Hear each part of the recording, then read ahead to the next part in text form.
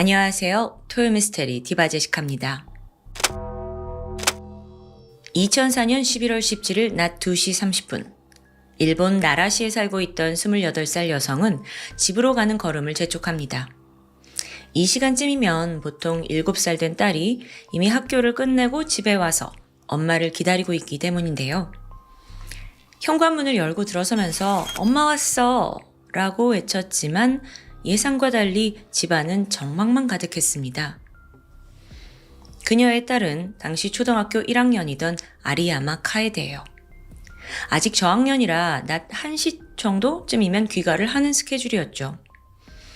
카에데가 다니는 학교는 집에서 아이 걸음으로 한 30분 정도가 소요되고요. 그래서 엄마는 1시간 전쯤인 1시 40분에 이미 딸과 한 차례 통화를 한 상황입니다. 이때 카에데가 아주 밝은 목소리로 엄마 나 집에 가고 있어. 운동장에서 오느라고 늦었어. 이제 집에 가서 자전거 탈 거야. 라고 말했어요. 그런 애가 지금 2시 반인데 왜 집에 없는 걸까요? 사실 카에데는 6일 전인 11월 11일에 7번째 생일을 맞이했습니다. 이때 아빠가 분홍색 자전거를 딸에게 선물해요. 아이가 이 자전거에 뛸 듯이 기뻐하면서 직접 이름을 쓴 스티커도 붙여뒀죠. 그래서 엄마가 생각합니다. 아, 자전거 타러 나갔구나. 이후 엄마가 문 밖을 확인하는데 분홍색 자전거는 그 자리에 그대로였죠. 그때부터 엄마가 불안함에 동네를 돌아다니면서 딸을 찾아요. 하지만 그 어디서도 모습이 보이지 않습니다. 어느덧 해가 저물고 저녁 6시 45분, 가족은 경찰서에 실종신고를 접수했습니다. 그러는 동안에도 카에데의 엄마는 계속해서 딸의 휴대폰으로 전화를 걸었어요. 근데 연결음만 이어지더라고요. 그러다가 저녁 8시 4분, 띵! 엄마의 핸드폰에 문자 알림이 뜹니다. 발신인은 다름 아닌 딸이에요. 황급히 내용을 확인한 엄마는 손이 덜덜 떨리기 시작했죠. 메시지에 섬뜩한 내용이 있었는데요. 딸은 내가 잘 받았다. 거기에 사진까지 한 장 첨부되어 있습니다. 몸이 축 늘어진 딸 카에데의 모습이었죠. 다시 그로부터 2시간 반이 지난 밤 11시 45분, 이번에는 딸 휴대폰으로 먼저 전화가 걸려왔어요. 딱 받아보니까 상대가 아무 말도 하지 않는 거예요. 그냥 끊어요. 그리고 나서 3분 뒤에 이번엔 낯선 남성의 목소리가 들렸죠. 잘못했습니다. 짤막한 이 한마디를 끝으로 전화는 끊어지고 맙니다. 엄마가 바로 전화 다시 걸었지만 휴대폰은 완전히 꺼진 상태였어요. 부모는 정말 속이 타들어가는 듯 하죠. 한편 자정이 지나서 밤 12시 6분입니다. 이번엔 나라 경찰서에 또 다른 신고가 접수돼요. 논밭 옆 또랑에 웬 소녀가 누워있다는 제보더라고요. 또 하필 거기는 카에데 학교에서 그리 멀리 떨어지지 않은 곳이었고요. 다만 좀 북적한 주택가에서는 좀 떨어진 인적이 드문 지점입니다. 수상함을 감지한 경찰이 곧장 출동을 했고 거기서 인정하고 싶지 않은 현실을 마주합니다. 싸늘한 카에데의 시신이 발견된 겁니다. 당시 아이는 하교 당시 입고 있던 옷차림 그대로였고요. 그런데 다만 아이의 책가방과 휴대폰은 발견되지 않았죠. 부검 결과 사인은 익사로 판명됩니다. 하지만 시신이 있던 도랑에서는 거의 물이 흐르지 않아요. 또한 여기서 사망을 했다면 폐에서 진흙 같은 이물질이 나와야 하는데 전혀 그렇지 않았고요. 그래서 이걸 토대로 수사팀은 범인이 욕조 같은 곳에서 피해자를 익사시켰을 것이다 라고 추정을 하게 됩니다. 부검 결과 또 한 가지 끔찍한 점이 있었는데 아이의 치아 상당분이 부러져 있었어요. 도대체 얼마나 끔찍한 일을 당한 걸까요? 여기서 잠깐 카에데에 대해서 알아보면 아이는 평소 춤추는 걸 좋아하고 또 어린 여동생을 잘 돌봐주던 착하고 발랄한 소녀였습니다. 카에데의 조부모님이 가게를 운영하셨는데 손님들이 막 오잖아요. 그러면 먼저 가서 어서 오세요 라고 인사를 할 만큼 무침성도 좋고 또 예의 바른 아이였어요.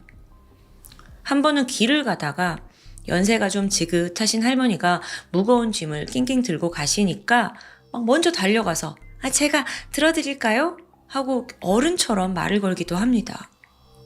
그런 카에데가 너무도 끔찍한 모습으로 사망한 채 발견된 거죠. 부모 마음 찢어집니다. 시신이 발견되고 경찰은 즉각 수사본부를 세웠고요. 범인을 찾기 위해 촉각을 곤두세웠죠. 불행 중 다행으로 범인을 추정할 만한 몇 가지 단서들이 있습니다. 먼저 엄마에게 보낸 그 카에데 사진이에요.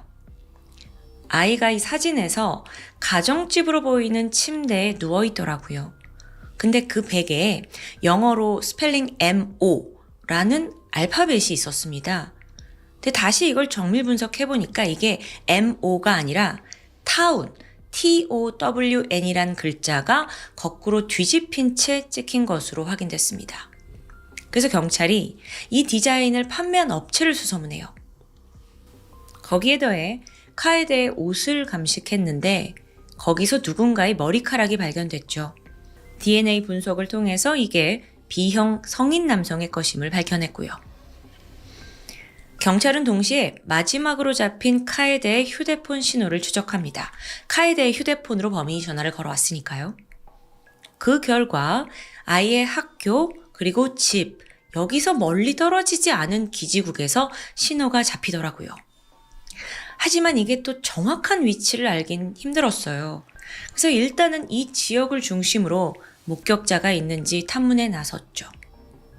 그러다가 마침 카에데와 같은 초등학교에 다니던 2학년 학생 2명의 아주 중요한 진술을 찾아냅니다. 오후 2시쯤이었어요. 카에데로 보이는 그 인상착의의 아이가 누군가의 차에 올라타는 걸 봤다는 겁니다. 또 이때 운전석에 있던 남자가 30대 전후인데 안경을 쓰고 있었대요. 아주 중요하죠. 그런데 여기서 두 아이의 진술이 일치하지 않는 부분이 생겨요. 한 아이는 차 색깔이 흰색이었다라고 말하고요. 다른 아이는 남색이었대요. 아무래도 어린아이들이라 좀 기억이 다소 왜곡됐을 수도 있어요. 사실 경찰 입장에서는 처음 수사를 시작할 때만 해도 범인이 돈을 노리고 이 아이를 유괴했을 거다라는 쪽으로 무게를 실었습니다. 근데 지금 여태까지 범인이 금전 요구를 한 적이 없어요. 돈은 아니라는 거잖아요. 게다가 앞서 목격담에 따르면 카에데는 누군가의 차량에 스스로 탑승했고요. 그렇다면 이게 지인에 의한 원한 범죄인가 싶었어요.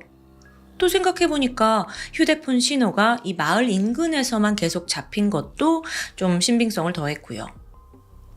하지만 이 모든 건 정황과 추정일 뿐입니다.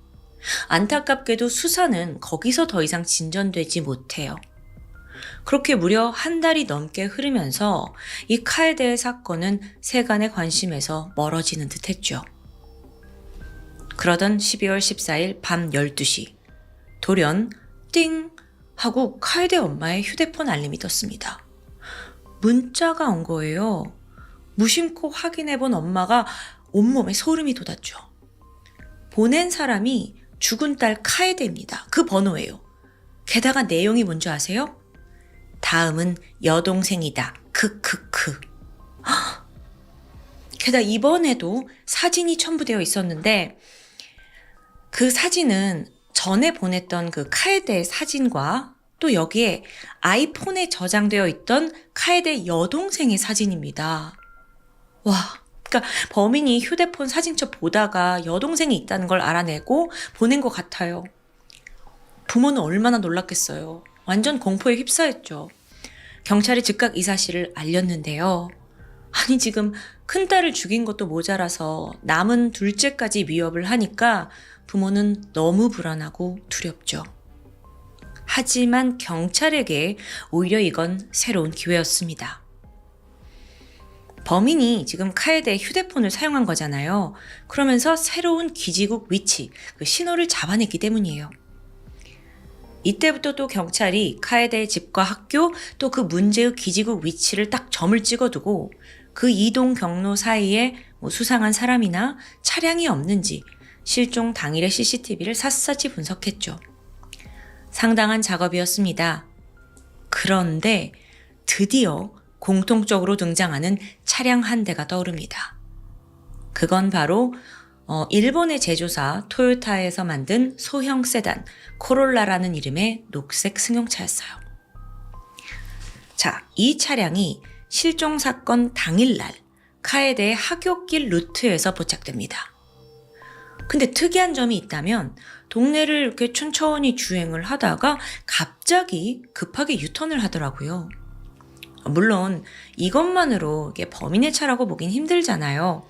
심지어 앞서 목격자들이 말한 그 흰색, 남색 차도 아니었고요. 근데 그런데도 여전히 이상해요. 이 차량이 또 용의자의 거주지로 특정되는 그 기지국 인근에서도 반복적으로 목격되고 있다는 점이었죠. 경찰이 바로 번호를 확보했고 차주를 확인합니다. 찾아갔어요. 근데 차주는 사건 발생 시각 분명한 알리바이가 있더라고요. 아예 이 지역에 없었던가 할 정도로 이건 확실해요. 그래서 이거 허탕인가 싶었는데 그때 차주가 말합니다. 아, 맞다. 제가 그날 친구에게 차를 빌려줬어요. 경찰은 눈이 번뜩였고요. 바로 그 친구가 누구냐 신상 정보를 받아냅니다. 자, 동시에 카에데의 휴대폰 통신 기록도 분석하고 있었어요. 그러자 최근에 아이의 휴대폰을 통해서 등록되지 않은 어떤 번호로 또 문자가 전송된 사실이 드러납니다. 근데 그 시점이 이미 카에데가 사망한 시점이에요. 그러니까 범인이 누군가에게 문자를 보낸 증거가 될 수 있겠죠. 그렇게 지금 이 두 개의 증거가 모두 가리키는 한 인물이 등장합니다. 바로 코바야시 카오루였어요. 앞서 코롤라 차주의 친구죠. 그는 36살 남성인데 이 지역의 한 신문회사에서 배달원으로 근무를 하고 있더라고요. 이제 거의 다 잡은 거나 마찬가지예요. 2012년 12월 30일 경찰은 그가 다니던 신문소를 급습했고 체포 작전을 펼칩니다. 아니 근데 사무실에 딱 들어서자마자 아주 당황스러운 상황을 맞닥뜨려요. 여기가 신문소잖아요. 그러니까 신문 꾸러미가 여기저기 있었는데 아니 하필 그날 신문 일면에 대문짝만하게 이런 기사가 실려 있었습니다. 나라 초등학생 여아 살인 사건 범인 체포 코앞에. 아니 경찰이 지금 체포를 하러 나왔는데 그 수사 상황이 언론에 새어나간 거예요. 그리고 일면에 실린 겁니다. 그럼 지금 이 용의자 코바야시가 신문 배달을 하는 사람인데 이걸 봤을 가능성이 너무 높잖아요. 그래서 경찰이 불안해졌죠? 벌써 도주한 거 아니야? 경찰이 다 긴장하고 있던 그때 저벅저벅 누군가가 안으로 들어옵니다. 배달을 마치고 돌아온 코바야시였어요. 경찰이 황급히 그를 체포했죠. 추후 조사에 따르면 그 역시 기사를 봤대요. 하지만 별로 동요하지 않았고 그냥 평소처럼 그 신문을 배달했다고 해요. 이쯤 되니까 그냥 포기한 건지는 모르겠습니다. 어쨌든 이어서 경찰이 코바야시의 집 수색을 진행했습니다. 그런데 안에서 더 끔찍한 것들이 쏟아져 나와요. 100여 편 이상의 포르노, 거기에 여아의 속옷과 의류 80점 이상, 또 속옷만 입힌 아담한 여성 크기의 인형까지. 이 사람 극도의 소아성애자인 게 분명했습니다. 경찰도 막 치를 떨었고요. 게다가 조사를 하면 할수록 엄청난 과거들이 막 기다렸다는 듯 드러나요. 코바야시 카오루. 그가 10살 때 어머니는 막내 동생을 낳던 중 사망하게 됩니다. 이때 태어난 동생은 또 장애를 갖게 되었다고 해요. 그러면서 가족들의 관심은 오로지 동생에게 쏠리게 되죠. 아버지는 또 폭력적인 성향이 강해서요. 아들에게 손찌검을 했는데 그걸 막아주고 있던 어머니조차 지금 안 계신 상황이죠. 결국 코바야시는 점점 밖으로 나돌면서 방황했습니다. 그렇게 중학생이 된 그는 친구와 함께 우연히 성인물을 접하게 되거든요. 근데 그게 하필 여자아이를 성적 상대로 다룬 로리타 애니메이션물이었다고 해요. 이때부터 자신의 변태 성욕을 알게 된 거죠. 고등학교 2학년이던 1985년에 골치 아픈 사건이 발생하는데 어떤 동아리에서 합숙 여행을 떠납니다. 근데 이때 숙소 근처에서 초등학교 3학년 여자아이를 발견한 거예요. 얘를 막 강제로 껴안고 이래가지고 바로 체포됐어요. 이후 1989년에 이제 21살 성인이 됐을 무렵인데 놀이터에서 놀던 5살 여자아이 2명한테 접근을 하더니 야, 너네 옷에 뭐 묻은 것 같은데 아저씨가 지워줄게. 이러곤 또 외설 행위를 저지른 겁니다. 이 일로 징역 2년, 집행유예 4년을 선고받았죠. 그러니까 전적이 계속 있는 거예요. 근데도 집행유예로 감옥에 가지 않아서인지 코바야시는 자신의 변태 성욕을 참을 생각이 전혀 없었습니다. 심지어 집행유예 기간이던 1991년 이번에도 5살 소녀에게 접근해서 음란 행위를 저질렀어요. 아이가 무서워서 막 우니까 입을 강제로 막았는데 그 과정에서 상해까지 입혔고요. 이 사건으로 드디어 징역 3년, 실형을 받게 되죠. 감옥에 가게 된 코바야시, 자, 여기서 나오면 이제 좀 달라졌을까요? 명백히 아니었죠. 이래서 화학적 거세가 필요한 게 아닌가 싶기도 해요. 코바야시는 1995년 석방이 됐는데 그때부터 신문 배달을 시작합니다. 근데 기행은 계속돼요. 보통 새벽 시간에 신문을 돌리잖아요. 이때 동네를 돌아다니면서 집집마다 빨래로 널어둔 여아용 속옷과 교복을 훔치기 시작한 겁니다. 아까 그래서 집에서 그렇게 여아용 옷이 많이 나왔던 거고요. 어느덧 시간이 지나서 36살이 된 코바야시. 그해 그는 카에데가 납치된 현장 인근에 있는 신문 판매소에서 여전히 배달부로 일하고 있었습니다. 사건이 일어나기 한 달 전쯤인 9월 26일에 또 이번에도 초등학교 1학년 여아의 몸을 더듬어서 성추행으로 기소됐어요. 아니 여러분, 지금 이 사람이 살인사건 전까지 아동 성범죄만 지금 몇 건이야. 4건을 저질렀다니까요. 그런데도 어떻게 이렇게 멀쩡히 돌아다니는지 이게 더 전 끔찍해요. 어쨌든 사건이 있던 그날 친구에게 녹색 코롤라 차량을 빌려서 그걸 타고 초등학교 주변을 이제 돌고 있었습니다. 그날은 정확한 목표가 있었죠. 뭐였냐면 통통하고 귀여운 근데 혼자 있는 여자아이를 내 걸로 만들어야지. 근데 또 이때 불행히도 집으로 막 뛰어가고 있는 카에데가 그의 눈에 들어온 겁니다. 바로 차를 급히 유턴해요. 그리고 아이에게 다가갔죠. 나 삼촌인데 기억나니? 너 위험하니까 집에 데려다 줄게. 이때 카에데가 별 의심을 하지 않고 차에 오르게 됩니다. 가다가 또 코바야시가 삼촌이 집에 뭘 두고 왔다면서 자신의 집으로 차를 몰았죠. 주차장에 도착을 했는데 이번에는 자기가 갖고 나올 짐이 너무 많으니 좀 도와달라면서 아이를 집 안으로 유인했고요. 범인에 따르면 그날 카에데는 이 낯선 공간에서도 크게 불안해하지 않았다고 합니다. 오히려 숙제를 좀 하겠다면서 공책을 펼쳤대요. 근데 이걸 본 코바야시가 제가 생각보다 좀 똑똑하고 사리 분별이 뛰어난 애네? 라고 판단을 하면서 동시에 불안감이 엄습합니다. 자기 얼굴 봤잖아요. 그런 이상 이렇게 살려보내면 신고를 할지도 모른다는 생각이 들었던 거예요. 오후 3시쯤 됐을 때 그가 성추행을 시도했는데 아이가 막 소리를 지르면서 반항을 해요. 그러자 범인은 아이를 욕조에 넣고 익사시켰죠. 코바야시의 엽기적인 행동은 여기서 끝나지 않습니다. 저녁 7시 20분이었어요. 칼을 이용해서 카에데 시신의 치아를 도려냅니다. 그 이유는 너무 역겨워서 여기서는 생략하도록 하겠습니다. 자, 이쯤 되니까 납치했고 살인했어요. 근데 애초에 지금 이게 돈이 목적이 아니잖아요.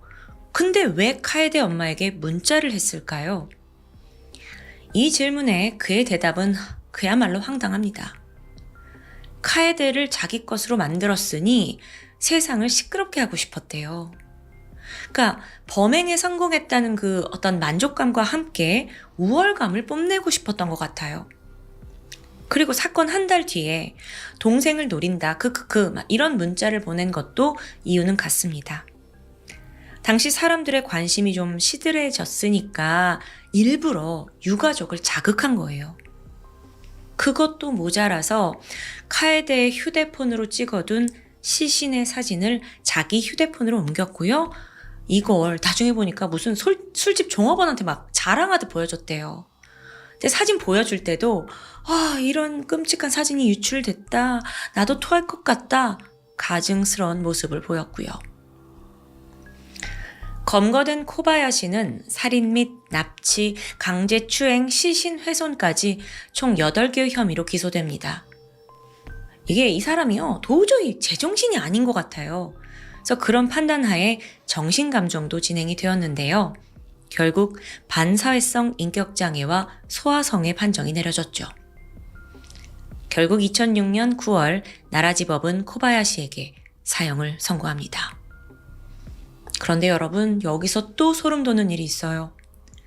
사형 선고를 받은 직후 코바야시가 자기 자리로 돌아가면서 이제 걷게 되거든요. 근데 이때 방청석을 보면서 씩 웃는 거예요. 또 손으로 작게 V자를 보이기도 했고요. 완전 미친놈이에요, 미친놈. 결국 2013년 2월 오사카 구치소에서 그의 사형이 집행되었고요. 소아성애자 살인마는 이 세상에서 말끔히 사라졌습니다. 사건이 벌어지고 어느덧 20년 가까이 흐른 2023년에 이제는 머리가 희끗해진 카에데의 아버지가 자신의 회고록을 공개합니다.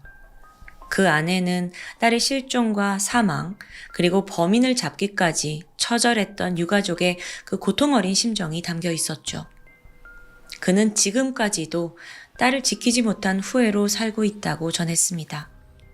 또한 카에데의 사건이 사람들에게서 잊혀지지 않았으면 좋겠다라는 바람을 전했어요. 회고록에 적힌 아버지의 말을 마지막으로 오늘 사건을 마칠까 합니다. 슬픔과 고통은 시간이 해결해 주지 않습니다. 그저 더 이상 아이들이 피해를 입지 않는 사회를 진심으로 바랍니다. 지금까지 토요미스테리 디바제시카였습니다. 안녕하세요. 토요미스테리 디바제시카입니다. 중국 항저우 외곽에 위치한 도시 춘안. 2019년 7월 8일 이곳 경찰서로 고령의 할머니가 다급하게 들어옵니다. 자신의 손녀가 납치된 것 같다면서 불안에 떨고 있어요. 아니, 그런데 이야기를 좀 들어보니까 이게 일반적인 납치가 아니에요. 강압이 없는, 심지어 안면이 있는 사람들이 데려갔다는데요. 일단 이 할머니는요, 할아버지와 함께 춘안의 한 호텔 근처에서 과일 노점상을 하고 있었습니다. 동시에 9살 된 귀여운 손녀 장쯔신을 이 조부모가 도맡아 키우고 있었죠. 종종 노점상에 아이를 데리고 오기도 했었는데요.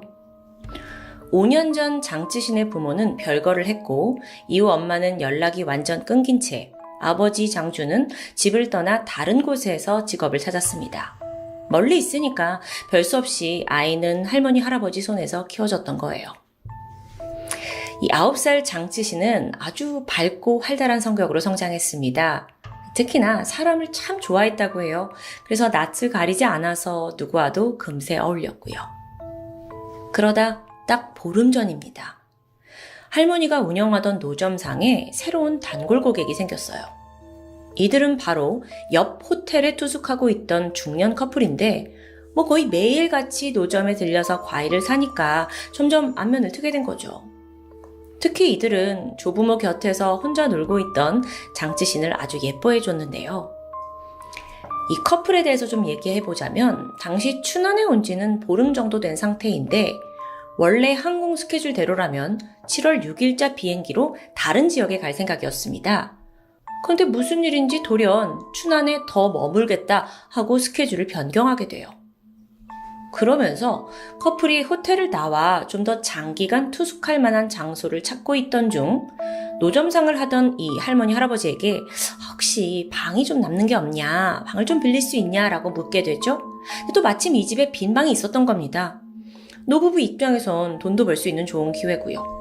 그래서 6월 29일부터 이 낯선 커플, 노부부, 그리고 손녀 장쯔신까지 모두 한 집에 머물기 시작했죠. 그리고 다시 이틀 정도가 흘렀습니다. 이들은 노부부에게 뜻밖의 제안을 하게 돼요. 이 9살짜리 장쓰신을 자기들이 데리고 대도시 상하이 여행을 다녀오겠다는 이야기입니다. 그래서 왜 그러냐, 왜 데려가려 하냐 이유를 들어보니까 거기서 아주 중요한 결혼식이 있는데 너무 귀여운 이 아이가 화동을 맡아주면 너무 좋을 것 같다라는 설명이었죠. 아니 아무리 그래도 이 춘안이라는 곳에서 샹하이까지는 180km가 떨어진 좀 먼 곳이에요. 낯선 곳이고요. 근데 9살짜리 손녀를 낯선 부부 손에 보낸다는 건 좀 찝찝하잖아요. 아이의 아버지 또한 전화로 이걸 듣고는 크게 반대했습니다. 그래도 정 가야겠다면 할아버지와 동행을 해야 된다라는 단호한 입장이었죠. 한편 부부의 의지도 대단합니다. 아니 할머니 생각해보세요. 이 작은 마을에만 살던 애가 대도시 상하이를 구경하는 일생일대의 기회라고요. 잊지 못할 추억이에요. 막 이렇게 갖가지 말로 노부부를 구슬리는 거예요. 그러면서 정 우리를 믿지 못하겠다면 신분증을 맡기고 떠나겠다라고 제안합니다. 또 여행 내내 아이의 사진과 영상을 매일매일 찍어 보내기로 약속하고요. 정말 끈질긴 설득이었죠. 이쯤 되니까 노부부도 마음이 흔들립니다. 아니, 설마 뭐 신분증까지 주고 갔는데 별일 있겠냐 싶은 거예요. 또 세상이 워낙 발전했으니까 혹시 무슨 일이 있더라도 CCTV로 금세 아이를 찾을 수 있을 거라는 생각도 들었습니다. 그렇게 7월 4일 드디어 장쓰신은 이 부부와 함께 여행길에 오르게 돼요. 걱정했던 게 무색할 만큼 이들은 실시간으로 아이의 사진을 보내줬고요. 또 여러 차례 전화까지 하면서 노부부를 안심시켰죠. 손녀가 직접 할머니와 통화를 하기도 했는데 너무 새로운 곳에서 재밌다면서 마냥 들뜬 목소리였습니다. 할머니도 다행이라고 여기셨겠죠. 하지만 시간이 흘러 아이가 집에 돌아오기로 한 7월 6일 장쓰신은 돌아오지 않았습니다. 당시 이들 커플은 중국 내 메신저인 위챗을 사용하고 있었고 그걸 통해 여행 사진을 공유했다고 해요. 아버지 장준도 이 커플 친구 추가하고 딸 사진을 계속 확인하고 있었고요. 하지만 아이가 지금 돌아오지 않았잖아요. 그래서 바로 위챗을 통해서 커플에게 연락을 취했죠. 근데 이때 돌아온 답은 어떡하죠? 저희가 기차표를 살 돈이 부족해요. 너무 황당한 핑계를 대는 거예요. 그래서 아버지가 그럼 내가 당장 그쪽으로 가서 아이를 데리러 오겠다 라고 막 이제 얘기를 하는데 이때 서늘한 답변이 돌아왔습니다. 만약 당신이 여기에 오면 우리는 빨리 돌아가지 않을 거예요. 그런데 당신이 안 오면 오늘 밤까지 돌아갈게요. 와, 이게 졸지에 아이를 인질로 잡히게 된 상황이에요. 근데 아버지 입장에서는 이 문자가 그러니까 너 좀 가만히 있으면 내가 오늘 저녁에 아이 데리고 갈게 이렇게 해석될 수도 있잖아요. 그래서 하루를 더 기다렸고 다음 날인 7일 오후 5시 커플이 저희 휴대폰 배터리가 없어요. 핸드폰 화면을 캡처한 걸 보낸 게 마지막 연락이었고 이후 연락이 두절됩니다. 만난 지 며칠밖에 되지 않은 낯선 커플 손에 아이를 보냈고 더 이상 소식이 없는 불안한 상황. 가족들은 즉각 경찰에 신고했죠. 그리고 동시에 인터넷을 통해 장쓰신의 사진을 공개하면서 실종 사실을 알렸습니다. 만 9세, 키 130cm 정도의 약간 통통한 체형, 긴 따은 머리를 하고 붉은 뿔테 안경을 쓴 아이를 찾고 있습니다. CCTV에 따르면 실종된 날에는 치맛단이 녹색인 원피스를 입었고요. 또 회색 샌들을 신고 있었고요. 자, 여기서 무엇보다 궁금한 건 아이를 데려간 이 커플의 정체입니다. 우선 그들이 주고 간 신분증은 가짜는 아니었어요. 당사자들입니다. 또 신원을 살펴봤더니 남성 용의자는 량모화, 43살로 이미 결혼한 상태였습니다. 일남일녀 자녀를 둔 아버지예요. 근데 특이한 건 그 함께 있던 여성이 아내가 아니라는 겁니다. 알고 보니 이 량모하라는 남성은 2004년에 가족들 두고 혼자 가출한 상태였고요. 그러면 그 함께 있던 여성은 45살의 시에모팡이라는 여성인데 미혼으로 역시 오랫동안 고향에 돌아오지 않고 있는 상태입니다. 범죄 기록은 둘 다 없었고요. 자, 추정컨대 이 둘은 딱히 집이나 차 없이 그냥 함께 동거를 하면서 꽤 오랫동안 떠돌이 생활을 한 것 같습니다. 여행을 한 거죠.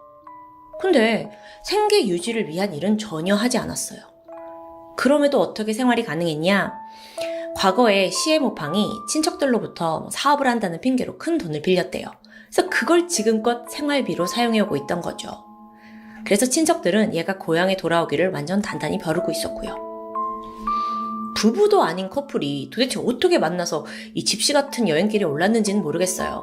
근데 기록상으로 봤을 때 이들은 무려 중국의 48개 도시를 곳곳 돌아다닌 게 드러납니다.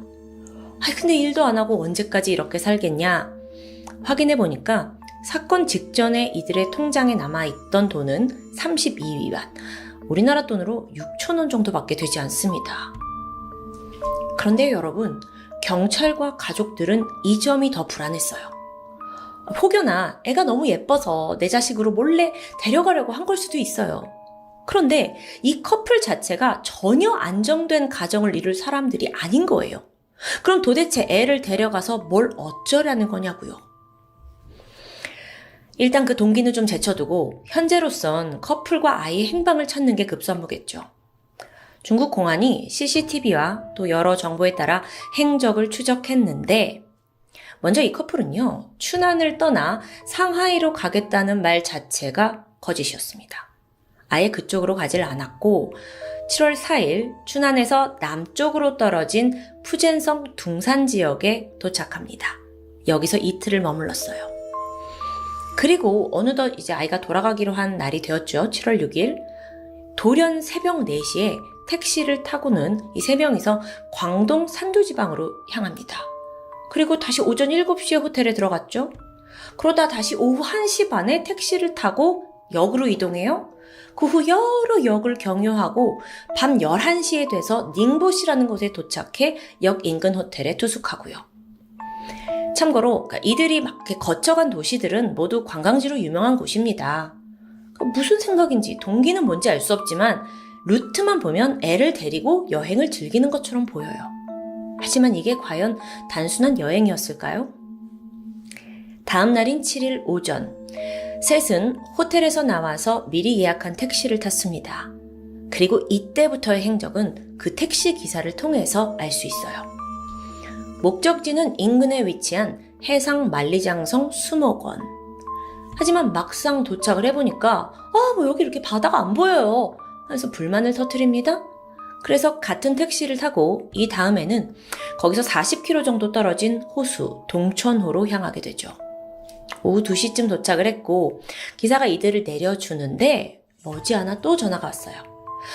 여기 말고 좀 다른 데로 가주세요. 이번엔 70km 떨어진 샹샤년 해안의 쑥란산 관광지로 가고 싶다는 겁니다. 그렇게 도착한 시각은 오후 3시였고요. 그나마 이들의 행적을 이렇게 기사님이 자세히 알고 계셔서 다행이죠.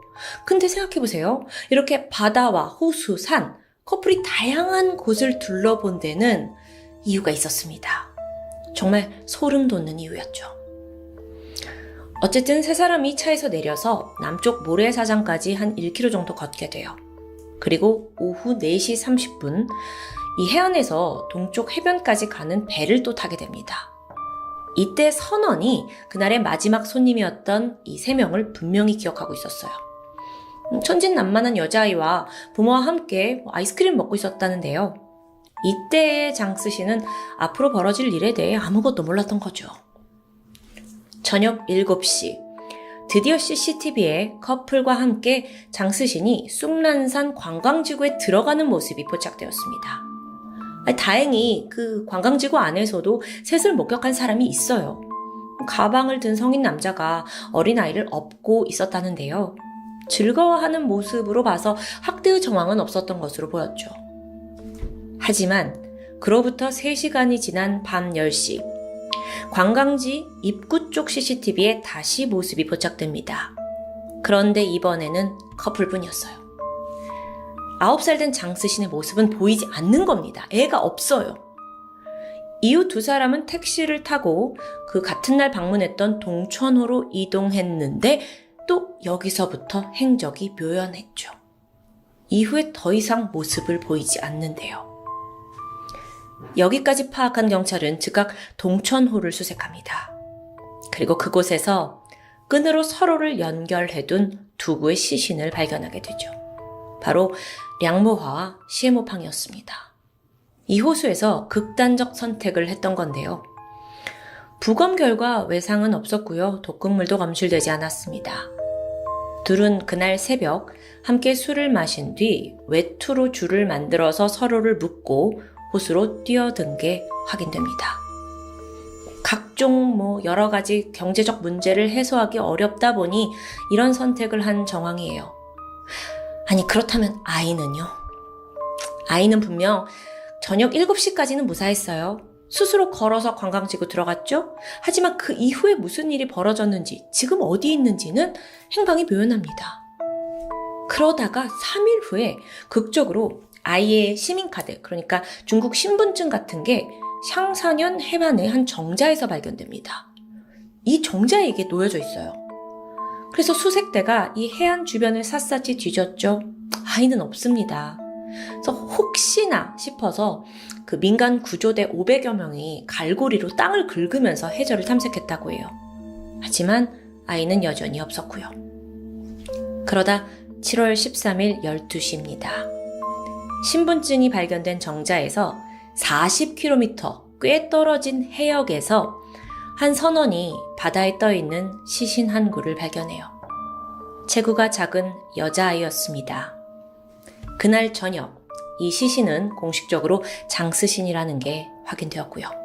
사인은 익사입니다. 자, 그동안 발견된 CCTV, 목격자 증언, 또 이 실종 지역의 환경 특성을 종합해보면 아이가 실족사했을 가능성은 극히 드물어 보여요. 혼자 빠졌거나 이런 건 아닌 것 같다는 거죠. 용의자들이 아이가 잠든 사이 물에 빠뜨려서 범행한 것으로 추정되는데요. 이게 자기 자식도 아니고 이게 무슨 일이에요. 끝까지 희망을 놓지 않았던 유가족의 슬픔은 이루 말할 수 없습니다. 아버지는 모든 게 내 탓이라고 하고 또 가깝게서 아이를 키우던 조부모는 내 잘못이다 자책하고 다들 눈물 바다였죠. 이 사건은 도무지 동기도 과정도 쉽게 이해할 수 없는 아주 미스테리한 사건입니다. 그 용의자들이 자신들의 삶을 비관한 건 그럴 수 있어요. 근데 엉뚱한 아이는 왜 데려가죠? 완전 남의 가족을 산산조각 내고 자기들은 그냥 세상 떠난 거예요. 애도도 아까울 정도죠. 여기에 대해 중국 네티즌들 사이에서는 혹시 범인들이 어떤 사이비 종교, 그러니까 아이를 제물로 바치는 이런 것과 관련된 게 아니냐라는 추측이 있기도 했습니다. 수사 결과 두 사람과 사이비 종교와의 연관성은 확인되지 않았고요. 정말 너무 비극으로 끝났죠. 그러면서도 미스테리 그 자체로 남아버린 9살 여하 납치 사망 사건. 너무 그저 순수하게 대도시 구경을 하고 집에 잘 돌아올 거라고 믿었던 조부모를 탓해야 하는 걸까요? 아니면 아이를 좀 더 세밀하게 직접 돌보지 못한 부모를 탓해야 하는 걸까요? 아니죠. 더 정확히 이 사건의 범인은 이기심으로 가득한 그 문제의 커플입니다. 다시 한번 이들에겐 애도조차 아깝다는 생각이 드네요. 지금까지 토요미스테리 디바제시카입니다.